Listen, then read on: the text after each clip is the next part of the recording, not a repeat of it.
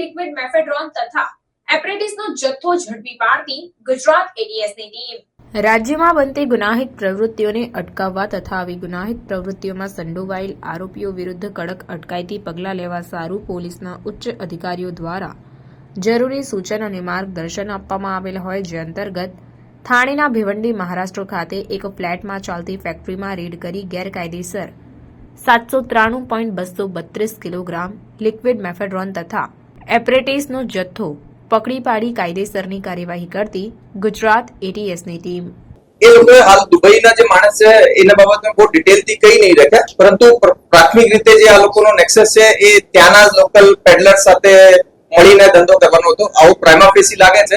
કોઈ એક્સપોર્ટ બાબતની કઈ વાત હાલ સુધી મારી પાસે આવી નથી અને અમે હાલ એનો ઇન્ટ્રોગેશન દરમિયાન અગર કઈ આવશે તો એ લોકોના હાલ પૂરતા ઇન્ટ્રોગેશનમાં આ છે કે એક બે વખત આના જથ્થા જે છે એનો જે સેમ્પલ છે ફેલ થયો હતો, એ એપ્રોપ્રિએટ કલર જે થતો એ આવતું ન હતું, પરંતુ આ ટાઈમથી આનો સક્સેસફુલ પ્રોડક્શન થવાનું હતું. એ રો મટીરિયલ ઘણા બધા હોય છે આ પ્રોસેસમાં, તો દરેક રો મટીરિયલ માટે જુદી જુદી જગ્યાઓથી, તાકી એક જગ્યાથી કઈ ખબર ના પડે એ રીતે પ્રોક્યોર કરતા હતા.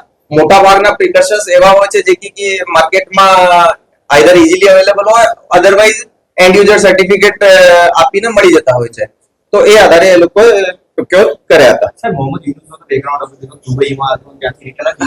એ બેસિકલી જે બીજો આરોપી છે એ આનો ખાસ ભાઈ છે અને ભાઈ થવાના લીધે એ પણ દુબઈ એક બે વખત ટ્રીપ કરી છે, પરંતુ એનો સ્મગલિંગનો આવો ઇતિહાસ જણાઈ આવેલ નથી. પરંતુ બંને મળીને પછી, કારણ કે એમાં સિક્રેસી એ ધંધામાં બહુ વધારે લોકો ધ્યાન રાખે છે, તો બંને ભાઈઓ મળીને અને સાથે સાથે એમાં એક આનો ત્રીજો ભાઈ છે સાદિક કરીને, એનો પણ નામ ખુલવામાં આવેલ છે. મોકલવાનો હતો એના વેરહાઉસમાં, ત્યાં મોકલતા હતા. તો હાલ પૂરતો અમે જે પંકજ છે અને નિખિલ કપૂરિયા છે આને અરેસ્ટ કરી ચુક્યા છીએ.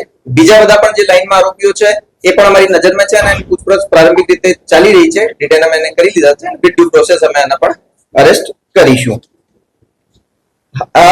એમાં એક ઇમ્પોર્ટન્ટ આ વાત છે કે ભાઈ 28 તારીખે મુન્દ્રા ખાતેથી એક એક્સપોર્ટ કન્ટેનર કસ્ટમ્સ દ્વારા પકડવામાં આવેલો હતો ટ્રેમાડોલ પાવડરનો, જેમાં લગભગ 68 lakhs ટેબ્લેટ્સ હતી અને જેની કિંમત લગભગ 110 કરોડ રૂપિયા હતી.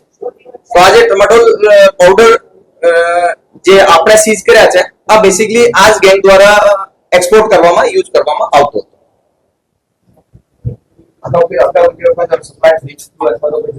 નહીં, હાલ સુધી અમને જે ખબર મળી છે, કારણ કે બહુ પ્રારંભિક રીતમાં છે કે પહેલો જે કન્ટેનર એક જે સીઝ કસ્ટમ્સ દ્વારા સીઝ કરવામાં આવેલો અને રિમેનિંગ માલ અહીંયા બનતો હતો, પરંતુ અમે વિથ ડ્યુ ટાઈમ આપણે બધા કસ્ટમ્સ થી અને બીજી જે એજન્સીઓ છે આનાથી સંકલન કરીને કેટલા જથ્થા કંપનીના નામે ગયા છે એ બધું અમે બહાર નીકળ્યું. 110 કરોડનો જથ્થો પકડાયો તો ફાઇનાન્સ કોનું હતું સૌથી મોટું? કારણ કે આ બધું બનાવો રેકેટ આપણું ચલાવવું. હા, એની અંદર મુખ્ય જે આરોપી છે કેવલ ગોંડલિયા અને હર્ષિત છે, જે બેસિકલી હાલ અમારી પકડમાં નથી. બીજા બધા આરોપી અમે પકડ્યા છે. તો મુખ્ય જે સૂત્રધાર છે એ બે લોકો છે. એના અલાવા જે બીજા આરોપીઓ છે એનો દરેકનો એક ભાગ છે. કોઈ પ્રોડક્શન કરતો હોય તો એના જોબ વર્કના માર્કેટ પ્રમાણે એક ઇલીગલ દવા બનાવવા માટે જેટલો જોઈએ એનાથી વધારે પૈસા મળતા હતા. પછી જે ટ્રેડર્સની ચેનલ છે એ ટ્રેડર્સની ચેનલ પણ આપનો ભાગ રાખીને પછી આગળ ફાઇનલી કેવલને સપ્લાય કરતા હતા.